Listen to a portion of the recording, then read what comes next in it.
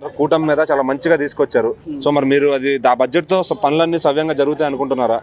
జరుగుతున్నాయి అనుకుంటున్నాను. మన తెలంగాణ కాబట్టి నాకు ఏపీ గురించి అంతగానో అవగాహన లేదు, కానీ సోషల్ మీడియా ప్రకారం చూసే ప్రకారం అయితే మోస్ట్లీ జగన్ పై నుంచి కానీ ట్విట్టర్లో చూసిన మాత్రం నెగిటివ్ స్ప్రెడ్ అవుతుంది.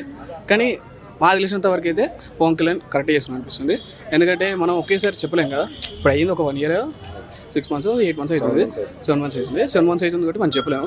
ఇంకా 5 years ఉంది, దాన్ని చూసి చెప్తాం మనం. బట్ మాకు తెలిసినంత వరకే Pawan Kalyan is a good guy. Already మన హిస్టరీ ఉంది. ఆల్రెడీ పవన్ కళ్యాణ్ ఇంత కష్టపడ్డాడు, 8 years నుంచి ట్రై చేస్తూనే ఉన్నాడు. సో నాకైతే బాగా అనిపించింది. Because is venting to each other people నా ప్రతి పల్లెటూరు తిరుగుతున్నాడు.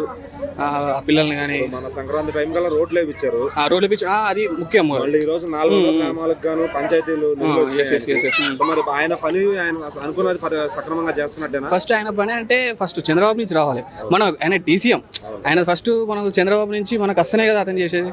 ఆయన ఫస్ట్ అక్కడి నుంచి అప్రూవల్ ఆయన అక్కడి నుంచి రాకుండా కూడా మోడీ దగ్గర నుంచి పోతున్నాడు. సో మోడీ ఇచ్చిన తర్వాత కూడా చేస్తున్నాడు అంతగానో. కానీ ఇప్పుడు చెప్పాలంటే అది గెలిచిందంటే కూటమి గెలిచిందంటే Pawan Kalyan is game changer. So జరుగుతుంది అనుకుంటున్నాను.